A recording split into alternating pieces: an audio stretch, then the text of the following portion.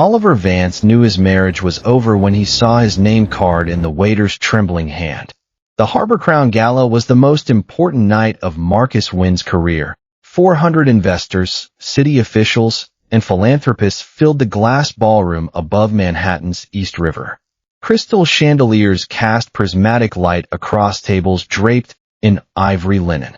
At the center table beside Marcus sat his executive assistant, Julian Frost, wearing a charcoal Brioni suit that cost more than most people's annual rent, and, more damningly, the vintage Cartier watch Oliver's grandfather had left him. The watch caught the light as Julian gestured, a subtle flash of gold that Oliver recognized from across the room, with the sickening clarity of a wound reopening. Oliver's place card had been moved to table 28, beside the service doors. The table was small, tucked behind a pillar, positioned so that the waitstaff could pass through without disturbing the guests of honor. It was the kind of placement that said you are here because we had to put you somewhere. There must be a mistake, the young waiter whispered, his cheeks flushing with embarrassment on Oliver's behalf. There isn't, Oliver said. His voice was steady, which surprised him. Inside, something was cracking.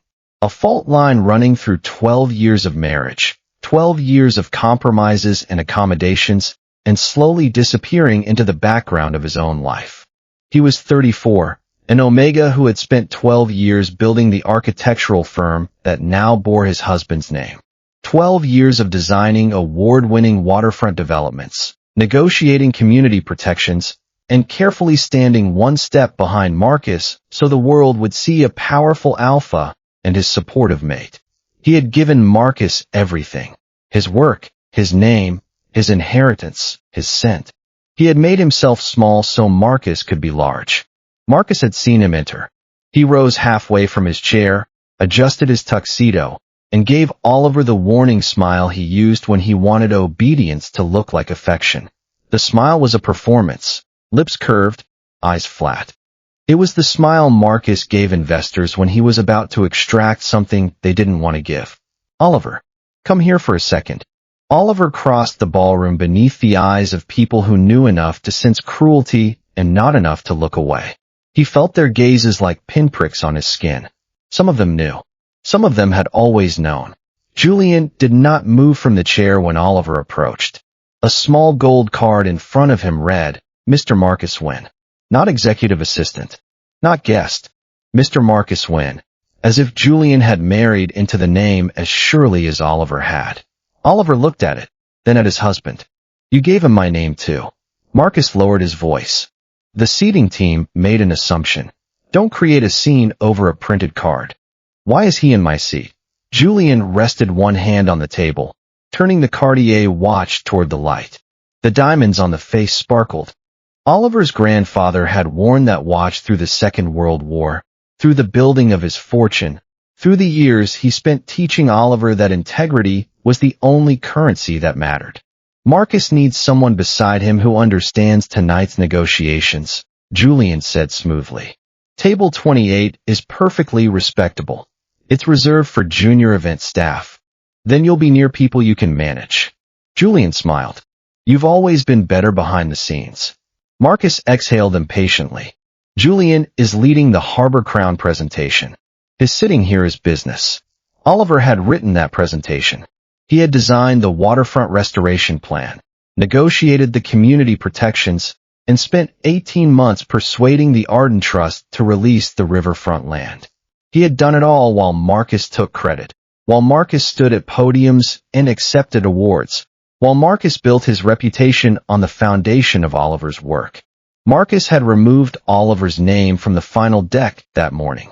Oliver had found the draft in the printer tray, his name replaced with Julian's, his contribution reduced to a footnote in the acknowledgments.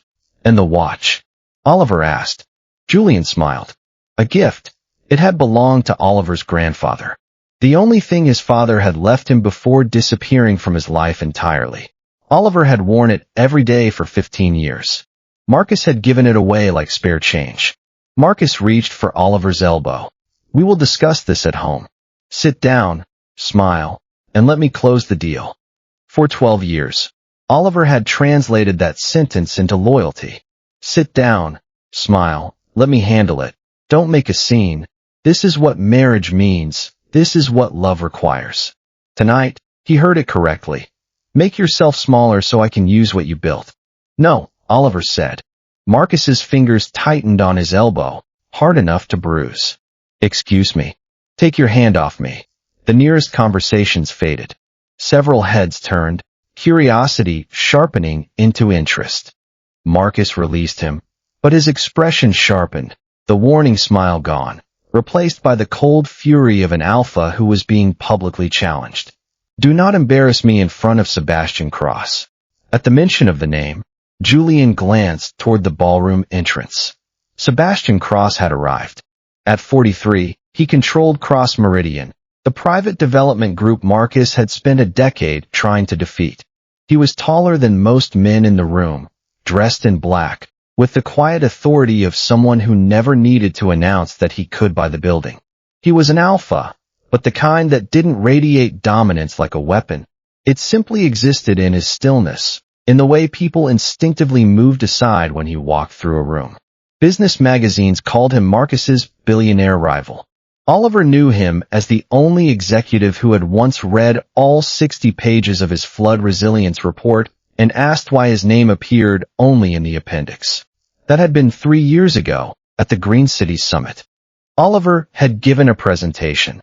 Marcus's name on the materials, Marcus's voice introducing him, Marcus's hand on his shoulder claiming ownership of every word. Sebastian had come up afterward, when Marcus was busy accepting congratulations from a senator. Your flood model is extraordinary, Sebastian had said quietly. I've never seen anything quite like it. The way you integrated community covenants with the engineering requirements, it's elegant. But I noticed your name only appears in the appendix. Why is that? Oliver had been too stunned to answer coherently. He'd mumbled something about collaboration, about shared credit, about the way things worked in a marriage. Sebastian had looked at him with an expression Oliver still remembered. Not pity, but something closer to recognition. As if he saw Oliver clearly and was waiting for Oliver to see himself. Sebastian greeted the gala chair, then looked directly at Oliver. He crossed the room without stopping at the donors reaching for his attention, weaving through the crowd with the ease of a man who had never needed to prove his importance. He stopped in front of Oliver, close enough that Oliver could smell his scent, clean and woodsy, with undertones of leather and rain. It was controlled, deliberately muted. Most alphas at events like this broadcast their presence like a challenge. Sebastian did the opposite. His scent was a closed door, waiting for permission to open. Mr. Vance, Sebastian said. His eyes briefly touched the empty space where Oliver's watch should have been, then returned to his face. Would you dance with me? The orchestra had just begun a waltz. The music swelled, violins and cellos weaving together in something achingly romantic. Marcus laughed once, a sharp, dismissive sound. Sebastian, my Omega doesn't dance at business events. Sebastian did not look at him. I asked your husband. Oliver felt the room waiting for him to retreat. He could feel the weight of their expectations, the assumption that he would demur, that he would look at Marcus for permission, that he would accept his place at table 28 and quietly fade into the background where he belonged. He looked at Julian in his seat, at Marcus beside the project bearing Oliver's invisible fingerprints, and at the man offering a hand without assuming he would take it. Yes, Oliver said. I would. Sebastian led him to the center of the floor. His hand was warm at Oliver's back, steady and undemanding. He kept a respectful distance as they moved beneath the chandeliers, not the close press of a seduction, but the careful courtesy of someone who understood boundaries. Do you want to leave? Sebastian asked quietly, his lips near Oliver's ear so the words wouldn't carry. Not yet. Do you want me to make Marcus uncomfortable? Despite everything, Oliver almost smiled. You already have. That was effortless. I'm asking what you need. Oliver studied him. This close, he could see the faint silver threading through Sebastian's dark hair, the lines around his eyes that spoke of sleepless nights and difficult decisions. He was beautiful in a way that felt accidental, as if he hadn't bothered to cultivate his appearance because he knew his substance was enough. "Why did you ask me?" Oliver said.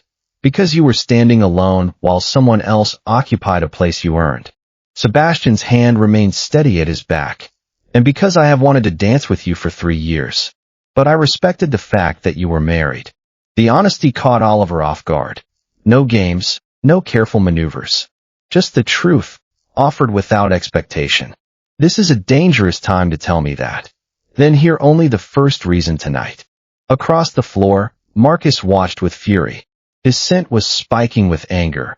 Bitter and sharp, the kind of territorial outrage that had nothing to do with love and everything to do with ownership. Julian leaned close to whisper something, but Marcus barely heard him. His knuckles were white around his champagne flute, and the vein in his temple was throbbing. "Marcus is going to make this a problem," Oliver said quietly. "Marcus can make whatever he wants a problem. That doesn't mean you have to solve it." "How do you do that?" "Do what?" "Stay calm when everyone around you is spinning." Sebastian's smile flickered. "Practice. And years of therapy. Also, I've learned that most battles aren't worth fighting if you have to become someone else to win them." When the music ended, Sebastian released Oliver immediately, stepping back before Oliver even had to ask. The gesture was so graceful, so respectful, that Oliver felt something in his chest loosen. The gala chair asked Sebastian to announce the Harbor Crown finalist. Sebastian nodded, but before he ascended the stage, he turned to Oliver. "Before I do, you should know Marcus submitted your plan under his name." "I know. Did you authorize it?" "No." Sebastian's expression hardened. "Then tonight is about to become more complicated than a chair." Oliver looked toward the stage. "Good. I'm finished making things simple for him." The gala chair tapped the microphone 10 minutes later. "Tonight," the chair announced, "the Harbor Commission will name the development team selected for final negotiations on the Crown Pier restoration." Applause rose. The screen behind the stage displayed Marcus's company, Urban, beside Cross Meridian. Both had submitted plans for the 40-acre riverfront site. What most guests did not know was that the Arden Trust owned 26 of those acres.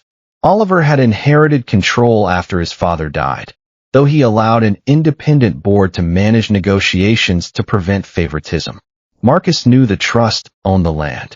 He did not know Oliver had become its voting chair 6 months earlier. He had never asked why Oliver attended Thursday morning meetings or why Oliver occasionally disappeared for long lunches with people in suits. Sebastian stepped onto the stage. "The commission has completed its technical review. Before a finalist can be named, however, an authorship issue must be resolved." Marcus's smile vanished. The screen changed. 2 design files appeared side by side. One bore Urban's logo and listed Marcus and Julian as principal authors. The other was an earlier encrypted submission registered to Oliver Arden Vance. Murmurs spread through the room like wildfire. Oliver could hear the whispers. "What's happening? Is that Oliver's work? Did Marcus steal his husband's plan?" Sebastian continued. "The structural plan, community covenants, and flood model in Urban's proposal match a design registered by Mr. Vance 14 months earlier. The commission received no assignment transferring his rights." Marcus stood. "This is an internal attribution matter. My husband developed the plan as an employee of Urban." Oliver walked toward the stage. His legs felt like they belonged to someone else, but he kept moving. "I have never been your employee." Marcus stared at him. "You worked from our office. I advised your company without salary because we were married. The design was created through Arden Civic Studio before Urban received it." Julian rose. "Oliver emailed us the files. That's authorization. Authorization to evaluate them. Not remove my name and submit them as yours." The gala chair looked deeply uncomfortable. "Mr. Vance, are you formally disputing Urban's right to the proposal?" Oliver could feel Marcus trying to command him with his eyes. The alpha's scent was a storm now, dominance and fury, and something that might have been fear. Marcus was afraid, Oliver realized. Afraid of being exposed. Afraid of losing everything he'd built on the foundation of Oliver's work. "Yes." One word changed the room. The commission suspended Urban's candidacy, pending an intellectual property review. Cross Meridian remained eligible, but Sebastian requested that no winner be announced until Oliver's ownership claim was independently examined. Marcus found him near the stage stairs. "What have you done?" "Corrected the record.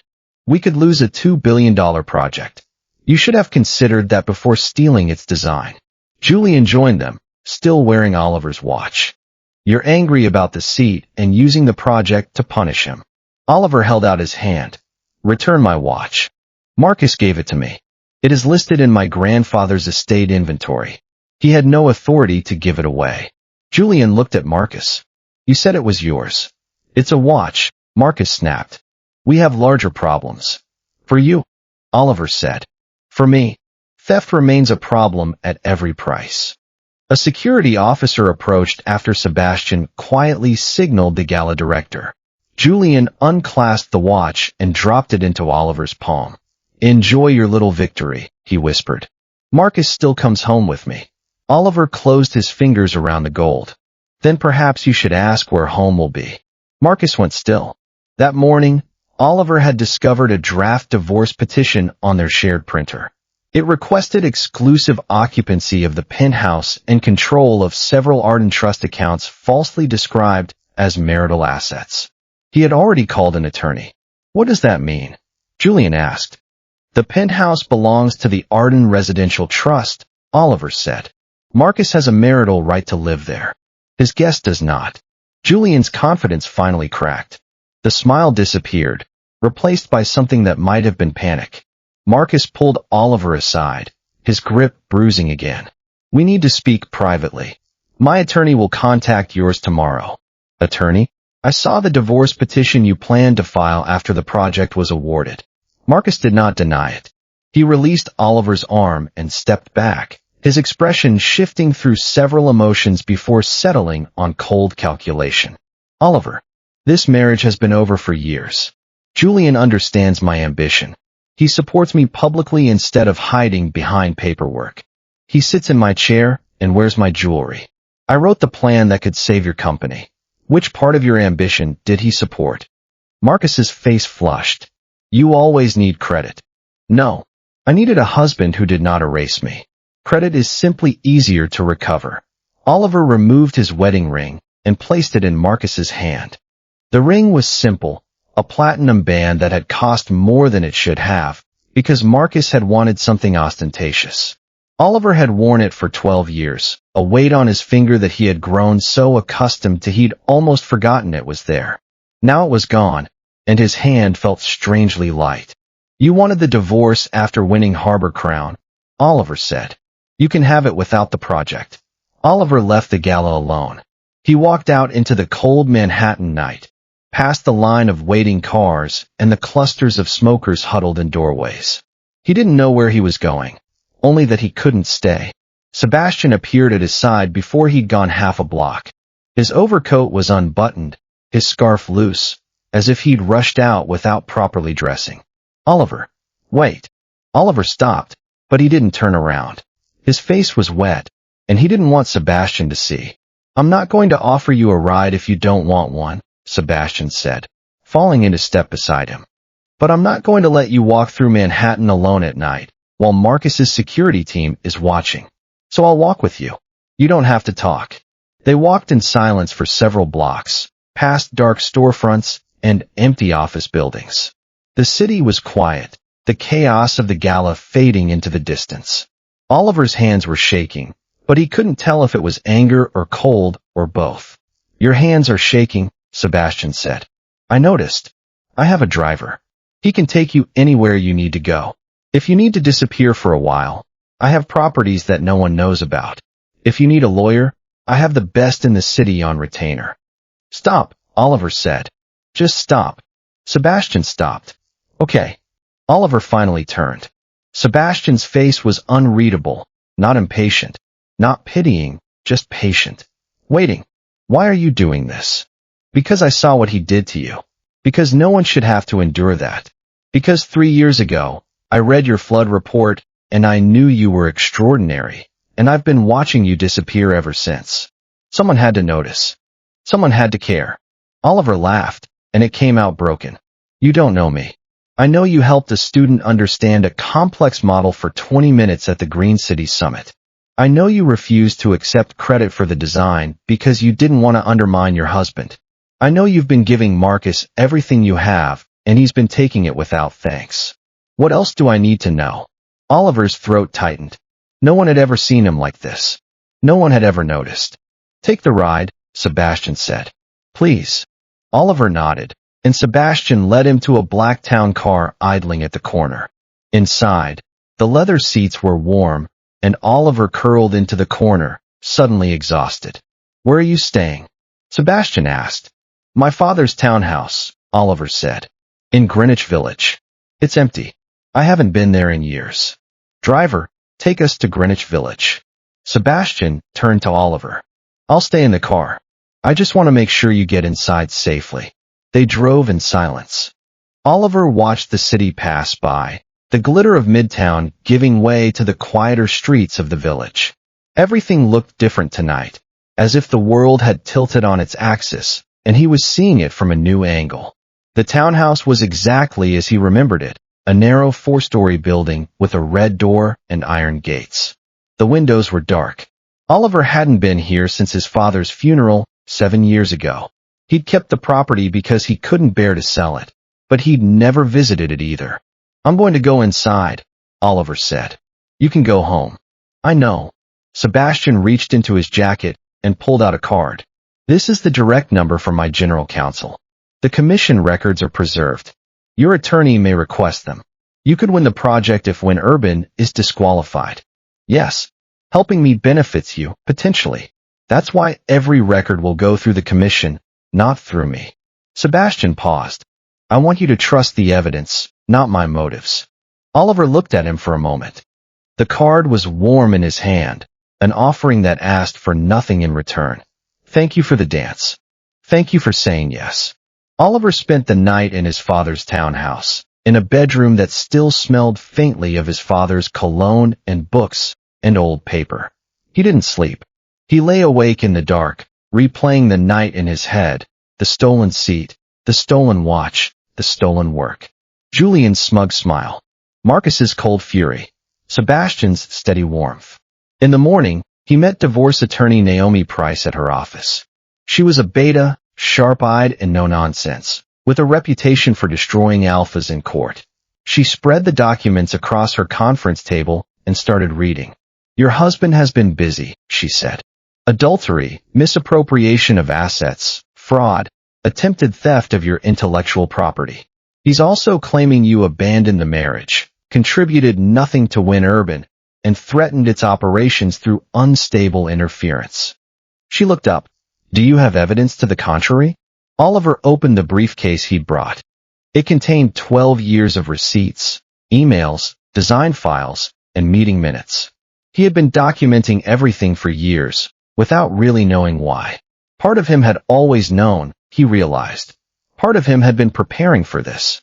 Naomi flipped through the files, her expression shifting from professional neutrality to something approaching admiration. You kept everything. I learned that from my father. Document everything, because the world will try to erase you. Your father sounds like a wise man. He was. Also paranoid. But that's not always a bad thing. Naomi filed the divorce petition that afternoon. Oliver's filing cited adultery, attempted misappropriation of separate assets, and unauthorized use of intellectual property. An emergency order preserved Win Urban's servers and prevented Marcus from altering project files. The Arden Trust revoked his access to the penthouse, allowing him 48 hours to collect personal belongings. At 9, Marcus called. You locked me out of my home. The trust suspended your access after security footage showed Julian entering with your code at 3 this morning. He was helping me pack. Then you were already leaving. Call this off. We can negotiate privately through counsel. His voice softened. Oliver, don't do this because of one bad night. The night was a summary, not an exception. I gave Julian the seat because investors respond to him. You hate those events. I hated watching you accept praise for my work. You never complained. I did. You called me insecure. You said omegas always need validation. You made me feel small for wanting to be seen. Marcus was silent. Renew when Urban's permission to use the design, he said. We'll credit you as a consultant. No. Then hundreds of employees could lose their jobs. I'm arranging an independent payroll facility while the board reviews your conduct. The employees will not pay for what you did. Marcus's breath caught. You spoke to my board? 3 directors called me after the gala. Apparently, they know who has been fixing your projects. Oliver ended the call. By noon, when Urban's board scheduled an emergency meeting. At 2, Julian posted a photograph from a hotel bed wearing Marcus's shirt. His caption read, "A seat is earned by the man an alpha chooses." The post went viral. Commentators called it a romantic triangle. Gossip accounts described Oliver as a discarded omega who had immediately attached himself to a richer alpha. The tabloids had a field day. Win Urban scandal. Husband or employee? Cross Meridian CEO caught in love triangle. Did Oliver Vance leave Marcus Wynn for Sebastian Cross? Sebastian's communications director offered a statement denying any romantic involvement. Oliver refused the statement outright. Instead, he released the commission's authorship notice, the design registration, and one sentence. My marriage is private. The theft of my work is documented. Architects who had worked with Oliver began posting old emails, drawings, and meeting photographs. Community leaders described his negotiations. A retired engineer shared a video of Oliver presenting the flood model while Marcus sat in the audience checking his phone. By evening, the story had changed. Sebastian sent one message: you did not need rescuing. The record only needed daylight. Oliver read it twice before replying. Coffee tomorrow? No lawyers. I would like that. Sebastian chose a quiet cafe in Soho with no private room and arrived before Oliver. He was wearing a simple gray sweater and jeans, without the armor of his business suits, and he looked younger, more approachable. You could have bought the cafe, Oliver said as he sat down. I considered it, but the paperwork would delay breakfast. Oliver laughed despite himself. It was the first genuine laugh he'd managed in days. Without gala lights and business rivals watching, Sebastian seemed less intimidating. His scent was still controlled, a low, steady warmth that Oliver found himself unconsciously leaning toward before he caught himself. He asked about Oliver's father, the origin of Arden Civic Studio, and why he had hidden his role for so long. Marcus said 2 visible leaders confused investors. Oliver explained. He was better on camera.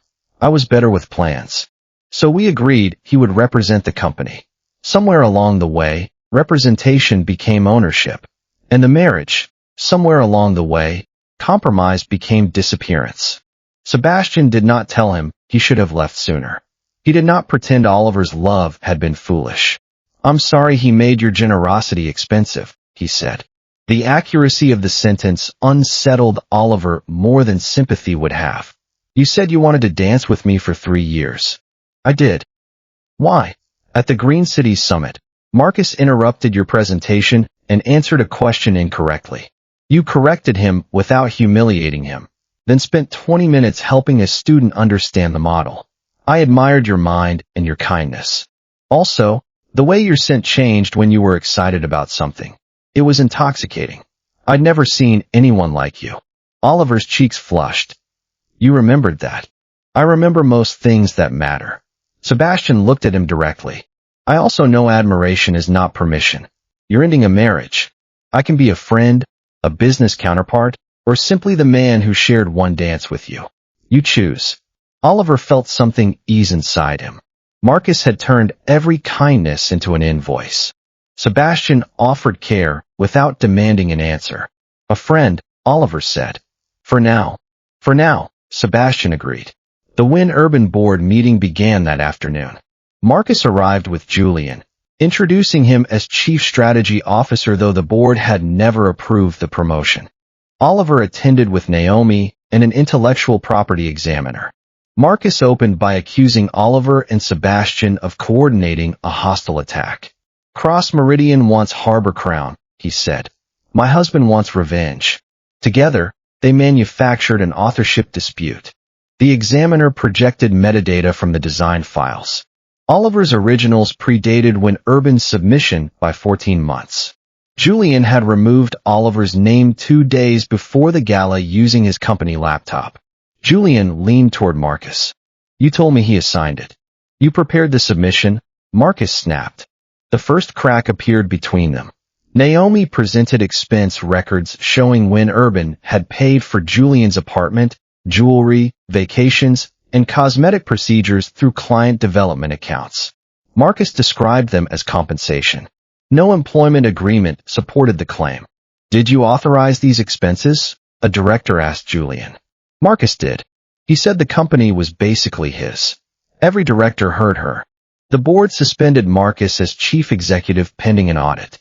Julian was terminated for falsifying the Harbor Crown submission and ordered to surrender his devices. Marcus stared at Oliver. You planned this with Sebastian. Sebastian is not in this room, Oliver said.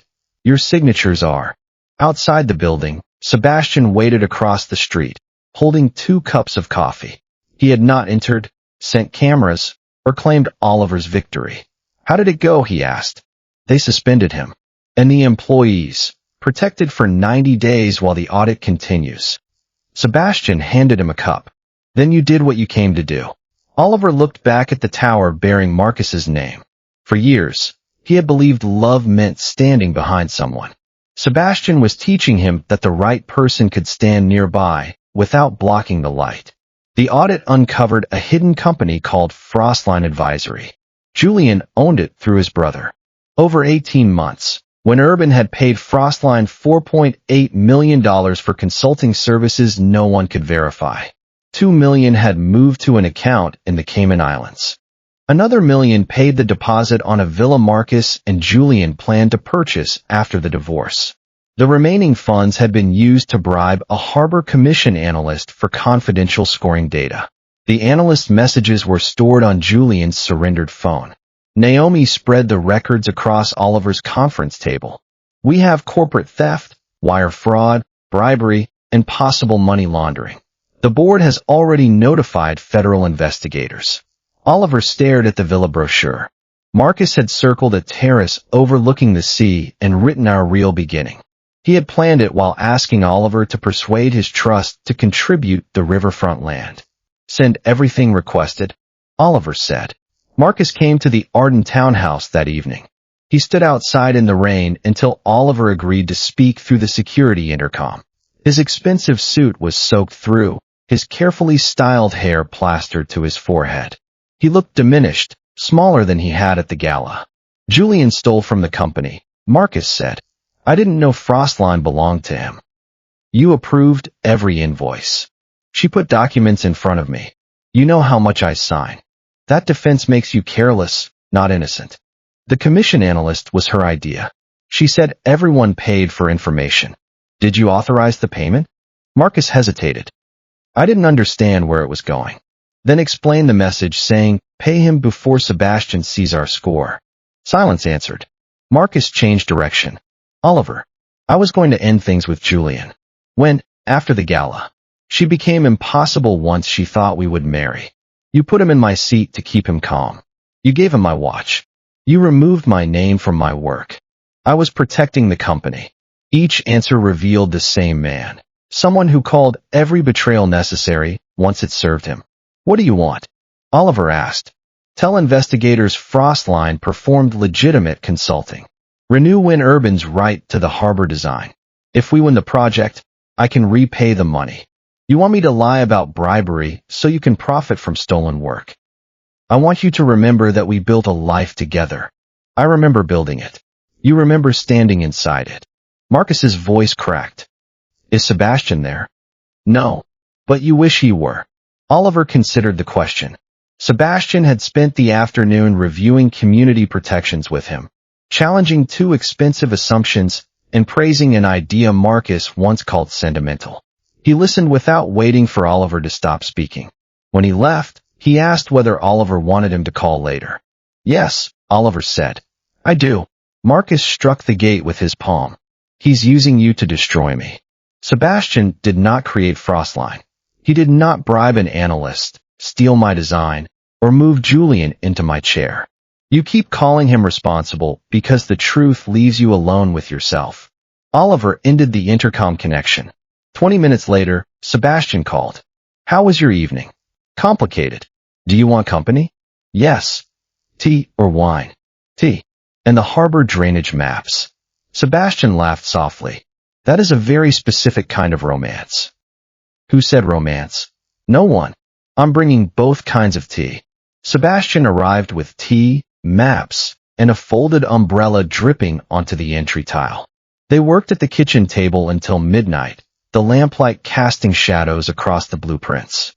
Oliver revised the Harbor Crown plan so the Community Land Trust, not a developer, would own the affordable housing parcels.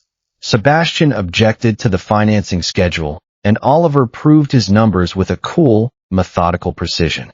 He admitted Oliver was right without turning the concession into a wound. Marcus would have argued for an hour. Oliver said. Because of the financing? Because being corrected made him feel unloved. Sebastian set down his pencil. I may dislike being wrong.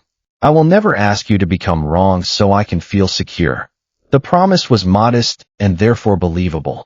Oliver watched Sebastian's hands as he gestured at the maps. Long fingers, steady, capable. His scent had softened over the course of the evening, losing its formal control. Oliver could smell something warmer underneath now, something like cedar and honey. It was intimate, dangerous. Oliver found he didn't want to pull away. Sebastian, Oliver said. Yes. Thank you. For everything. For the dance, for the coffee, for not making this about you. Sebastian smiled. It's not about me. It's about you reclaiming what's yours. I'm just here to make sure you don't have to do it alone. At the door, Sebastian paused. The commission can consider a joint proposal from Cross Meridian and Arden Civic Studio. You would control design and community commitments. Cross would finance construction and accept minority economics on trust-owned land. That would make you Marcus's replacement on the project. No, it would make Cross your partner. I'm not interested in inheriting his position in your work or your life. Oliver held his gaze. Send the terms to Naomi tomorrow. Tonight was tea. He smiled. Good night, Sebastian. Good night, Oliver. Their partnership survived independent review. The commission appointed outside counsel required Sebastian to recuse himself from scoring and verified that Oliver's original design had never belonged to Win Urban. Arden Civic Studio became the lead applicant. Cross Meridian became its financing and construction partner. Marcus called the arrangement proof of an affair. Julian called it theft. Then Julian offered the government a deal. His attorney delivered messages showing Marcus approved every Frostline invoice and personally ordered the commission bribe. In one voice note, Marcus promised Julian the title of Mr. Win, the villa, and half the harbor profits once Oliver signed over the trust land. Marcus responded by giving investigators messages in which Julian demanded more money and threatened to expose the affair. He claimed Julian had blackmailed him. Julian released photographs of Marcus signing the offshore transfer at the villa broker's office. The love they displayed at the gala became a competition over who could send the other to prison first. Oliver did not celebrate. He focused on the employees and neighborhoods their fraud had endangered. Arden Civic Studio hired 47 Win Urban staff members laid off during restructuring. He refused to take Marcus's executive suite. Why? Sebastian asked as they toured the empty office. It was designed to make one person look important. I want project rooms. They removed the dark walls and created an open planning floor with separate quiet offices for focused work. Oliver put the names of architects, engineers, and community advisors on every proposal. He wanted the world to see that this was a collective effort, not the work of one man claiming credit. One Friday evening after the team left, Sebastian found him pinning junior designer sketches to a review wall. The office was quiet, the last of the daylight fading through the windows. Dinner? Sebastian asked. Is this business? No. I have wanted to ask for weeks, but your divorce hearing was pending, and I didn't want patience to become pressure. Oliver turned toward him. I asked you for coffee first. You did. I have replayed that triumph privately. Oliver laughed. Dinner. No harbor maps. That condition seems unnecessarily harsh. They ate at a small Italian restaurant in the village, a place with red checkered tablecloths and candles in candy bottles. No one cared about development rankings. Sebastian told Oliver about losing his older sister to an unsafe apartment fire when he was 20. He had entered redevelopment because he believed buildings revealed what powerful people thought ordinary lives were worth. That's why you read my flood report, Oliver said. That's why I read every report. Yours was simply the first one that made me want to meet the author. Oliver reached across the table. I'm sorry about your sister. Thank you. I'm sorry about Marcus. What are you sorry for? That someone made you believe your light was something to hide. Oliver's throat tightened. It wasn't always bad. There were good years. When he was kind. When he wanted the same things I did. But somewhere he changed.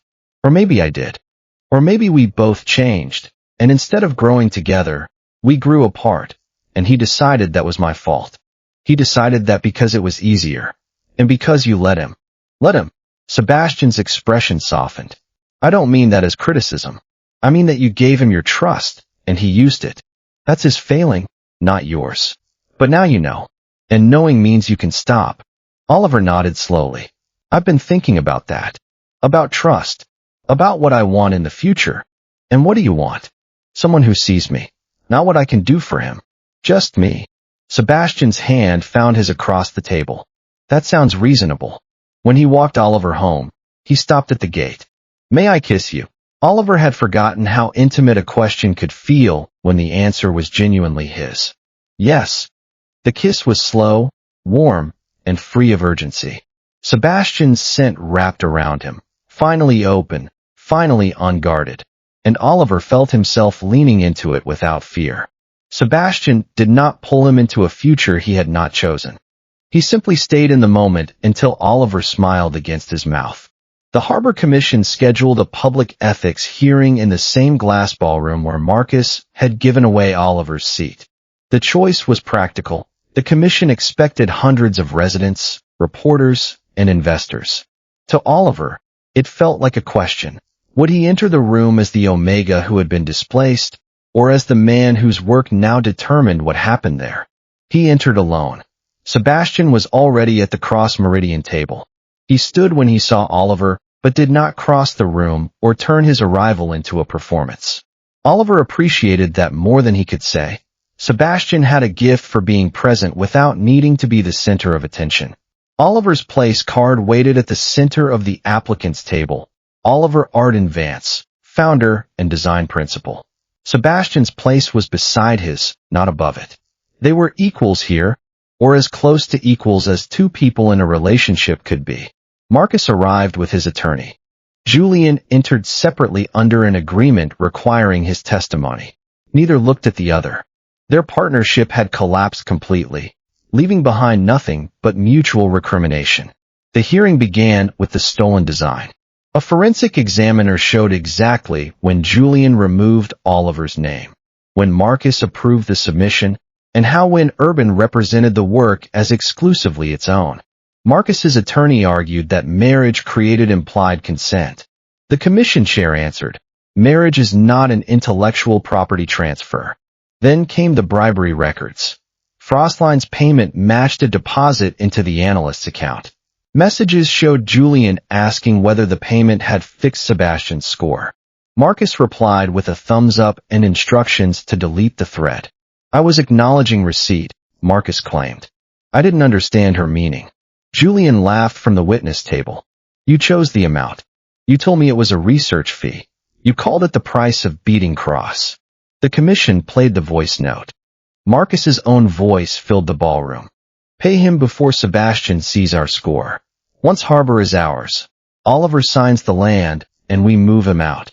Julian gets the seat, the house, all of it. No one moved. The room was silent, the kind of silence that followed a public execution. Oliver remembered standing beside table 1 while Julian occupied his chair. The humiliation now looked different. It had not been an impulsive cruelty. It was a rehearsal for replacing him in every part of his life. Julian began to cry.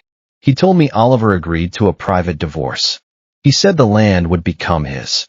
Oliver did not rescue him from the facts. You knew I had not agreed when you removed my name from the deed. Julian looked down. Marcus turned toward Oliver. I said those things to keep him cooperative. You know how unstable he is. Julian surged to his feet. You promised to marry me. An affair, Julian. Do you honestly think I would marry someone who stole from my company? Julian stared at him as if the sentence had slapped him. We stole together, he said. And I kept proof. His attorney placed another drive into evidence. It contained recordings of Marcus directing false invoices, discussing offshore accounts, and planning to blame Julian if the audit began. It also contained a draft insurance claim for a warehouse fire that had not yet occurred. Federal agents seated near the back stood and quietly left to obtain additional instructions. The commission permanently disqualified Win Urban under Marcus's control.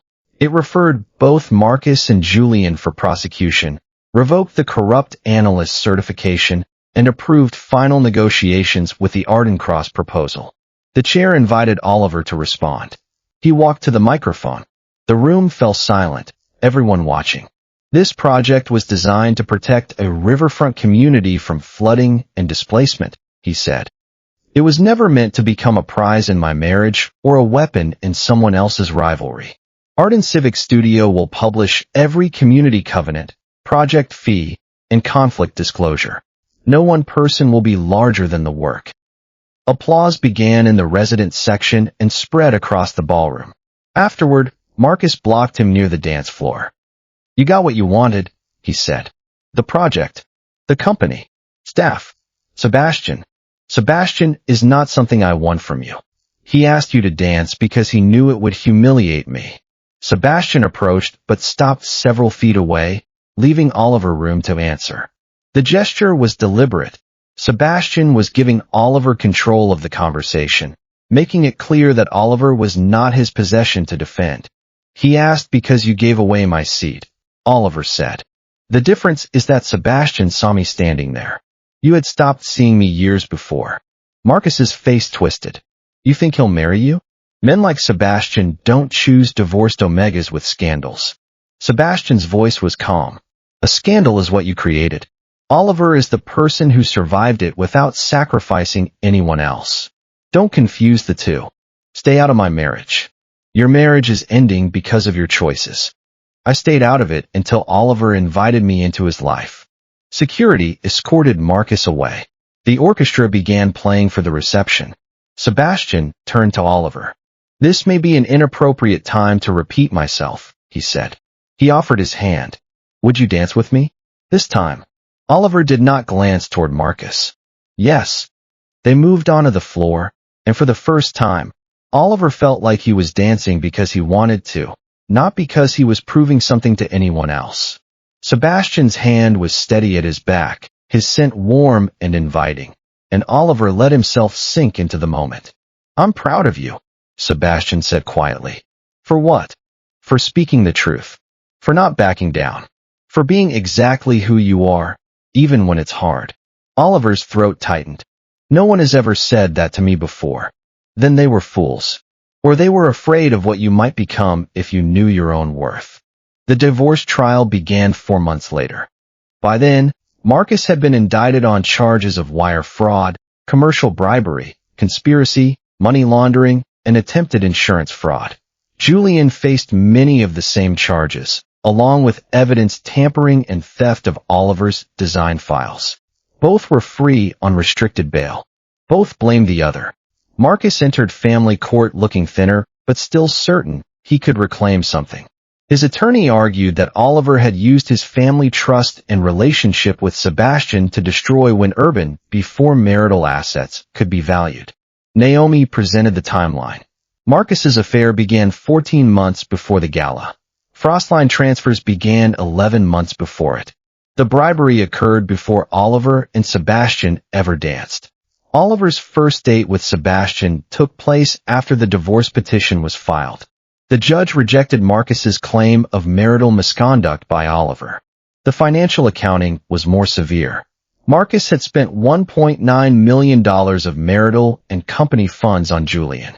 Their prenuptial agreement, which Marcus once demanded because he feared Oliver's wealth would make him unfaithful, required triple reimbursement for money used to support an affair. He had written the clause intended to punish Oliver. It cost him $5.7 million. The Arden townhouse and trust land remained Oliver's separate property. His design rights remained with Arden Civic Studio. Marcus's when Urban Equity was subject to restitution and employee claims. What remained of the marital estate was divided after his debts were deducted. Before the judge signed the decree, Marcus asked to speak. Oliver and I built 12 years together, he said. I made terrible decisions. But Sebastian Cross exploited our separation. I believe my husband would reconsider if he stepped away. Oliver looked at the man who still imagined his choice could only exist as the shadow of another alpha's influence. Sebastian did not teach me to leave you, he said. You did that when you put Julian in my seat, submitted my work under his name, and planned to take my home. Sebastian taught me something else. Being understood does not have to cost me my voice. Marcus's eyes filled. I loved you. You loved what I made possible. When I asked to be visible inside that life, you replaced me with someone willing to applaud. I regret it. I believe you. Regret is not restoration. The judge signed the decree. Outside the courthouse, Sebastian waited beside the steps. He had not entered because Oliver wanted to close the marriage without using him as evidence of a better future. It's done, Oliver told him. Do you want to celebrate, grieve, work, or disappear for a week? All four. In that order. I can arrange the week. You must choose the work. Oliver kissed him beneath the winter sun. I already chose it. The criminal cases ended the following spring. Julian pleaded guilty and testified against Marcus. His cooperation reduced his sentence, but his altered files, offshore transfers, and attempted evidence destruction still brought 4 years in federal prison and a restitution order. Marcus went to trial. The recordings, invoices, bribe, and warehouse insurance plan left little room for denial. He was convicted and sentenced to 10 years in federal prison. His remaining company interest funded restitution, unpaid payroll, and penalties. When Urban survived under new employee-backed ownership. Oliver declined an executive role, but licensed several non-harbor designs back to the company at fair rates. He had wanted accountability, not an empty building full of innocent people carrying Marcus's punishment. Winning the project did not make every threat disappear. Cross Meridian's investment committee approved Harbor Crown, then attached a condition Sebastian had never authorized. Arden Civic Studio would become a Cross subsidiary before construction began. The proposed acquisition valued Oliver's company generously and removed his power to reject future design changes. Sebastian brought the document to him before his board could send it officially. I voted against it, he said. They believe consolidation reduces risk. I believe it changes the agreement you accepted. Oliver read the term sheet in silence. 18 months earlier, Marcus had described erasing his name as efficient. Now another room of powerful people had found a more expensive word for the same result. What happens if I refuse? The committee may withdraw financing. I can override them, but only by using founder control. And then they'll say you risked billions because you're sleeping with me. They already said it more politely. Anger rose in Oliver, unfairly, searching for the nearest target. Did you know they would try this? Sebastian's expression changed. No. You said I would control design. You will. If you override them because you love me, my authority becomes another gift from an alpha. Sebastian was quiet for a moment. You're right about how it could look. You're wrong if you think I will ask you to accept the acquisition to protect me from that appearance. Oliver stood and walked to the window. Part of him expected Sebastian to become defensive, to call him suspicious, to demand gratitude for warning him. Marcus had trained him to prepare for punishment whenever he challenged a promise. Sebastian remained seated. What do you propose? He asked. Oliver turned. Open the financing to competing institutional investors. Cross can lead, but it can't be the only source. The community trust should hold approval rights over material design changes. Arden remains independent. That will reduce Cross's return. Yes. It will also make the project harder for either company to control improperly. Sebastian nodded slowly. Draft it. I'll support it on the merits and disclose our relationship before the vote. Oliver watched him. You're not angry. I'm angry at my committee. I'm concerned that you expected my affection to become leverage the moment we disagreed. His voice remained gentle. I'm not angry that you protected your company. The distinction hurt because it was honest. I'm sorry, Oliver said. I treated you like a danger before you acted like one. You recognized a familiar pattern. We can examine it without pretending it came from nowhere. You're allowed to tell me when I hurt you. I just did. Oliver crossed the room and took his hand. Thank you for staying in the conversation. Thank you for giving me something better to bring to the board. The revised structure passed after an independent review demonstrated that shared financing reduced legal and political risk. Cross Meridian kept a profitable construction role. Arden retained ownership and creative authority. The community gained enforceable power over the promises made in its name.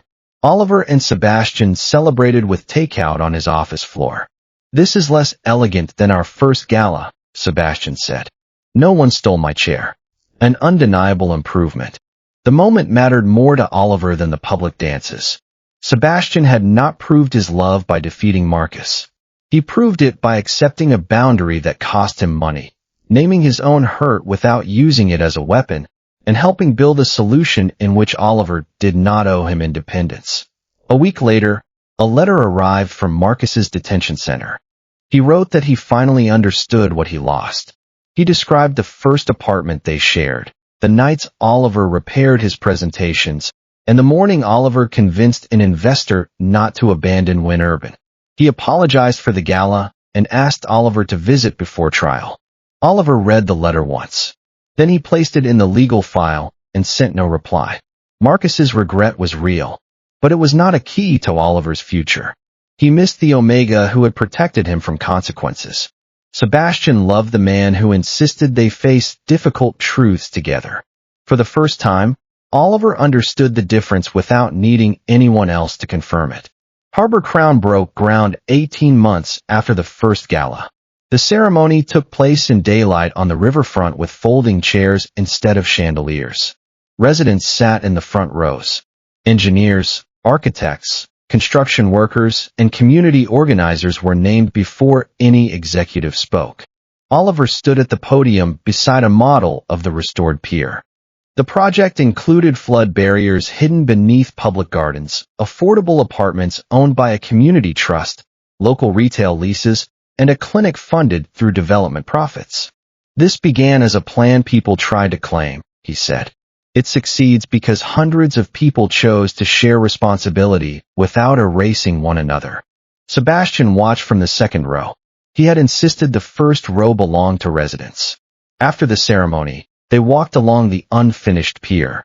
Steel columns rose above the water, and the wind pulled strands of hair loose around Oliver's face. Do you remember Table 28? Sebastian asked. Unfortunately, I tried to buy the place card. The gala manager refused because it was evidence in your divorce. Oliver laughed. Why would you want it? To remind us where this began. It began long before that night. I simply noticed the ending there. Sebastian nodded. Then perhaps we shouldn't frame the insult.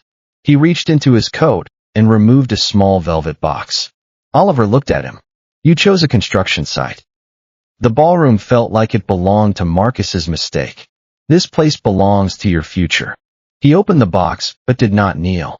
They had discussed marriage, names, money, work, and the possibility of children with the same honesty they brought to contracts. Nothing in the question was designed to trap Oliver with surprise. Oliver Arden Vance. I love your mind, your boundaries, your inconvenient corrections, and the way you protect people who cannot offer you anything. I don't want to give you a seat in my life. I want us to build the table together. Will you marry me? Tears blurred the river. Yes, Oliver said. But that table line was dangerously rehearsed. 3 months. Naomi rejected 2 earlier drafts. You involve my divorce attorney? She's terrifying and efficient. Oliver laughed as Sebastian placed the ring on his finger. They married 6 months later in the public garden at Harbor Crown. Oliver kept his name. Sebastian never asked otherwise. Their prenuptial agreement protected both companies, guaranteed independent legal advice, and included no punishment disguised as romance. At the reception, Julian's old scarlet chair was nowhere in sight. There was no head table. Oliver and Sebastian sat among the people who had built the project, changing places between courses to speak with everyone. When the orchestra began a waltz, Sebastian held out his hand. Mr. Arden, would you dance with me? That's not my name. Sebastian smiled. Dr. Arden, founder of Arden Civic Studio, chair of the Arden Trust, and the man currently correcting his husband. Would you dance with me? Much better. They moved onto the floor together. 2 years later, Harbor Crown opened to the public. The glass ballroom still stood above the river, but its profits now funded the neighborhood clinic and emergency housing reserve. Oliver attended the opening gala in a silver suit, wearing his grandfather's restored watch. At table 1, 2 seats waited side by side. One bore Oliver's name. The other bore Sebastian's. Before dinner, Oliver asked the events director to add one more chair for the lead community organizer. No one lost a place, so someone powerful could feel larger. A reporter stopped Oliver near the dance floor and asked whether marrying Marcus Wynn's billionaire rival had been his greatest revenge. Oliver looked across the room.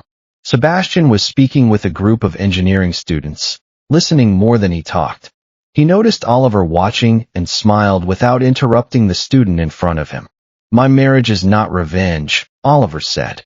It is the first love I have known that does not require anyone else to lose dignity. Then what was the revenge? Oliver considered the question. Marcus believed taking my seat would make me invisible. Instead, I stopped asking him to see me.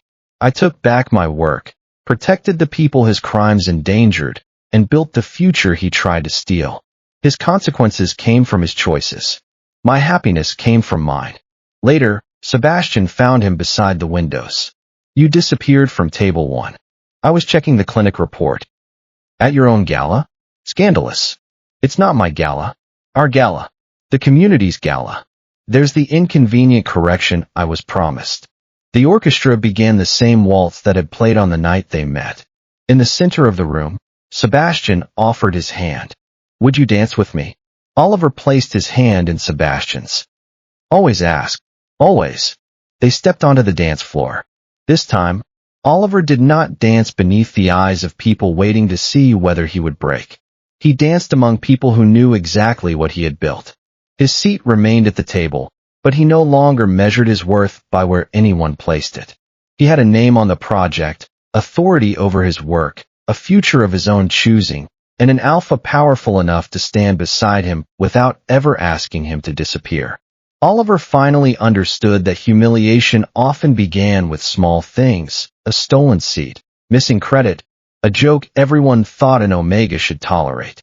Protecting himself meant documenting, knowing what he owned, maintaining financial independence, and refusing to let silence become consent. He also learned that healthy love does not rescue by taking control. It respects boundaries, welcomes disagreement, and leaves each partner free to choose. His victory was not marrying a richer man or watching betrayers fall. It was reclaiming authorship of his work, authority over his future, and the confidence to recognize being valued before merely being needed.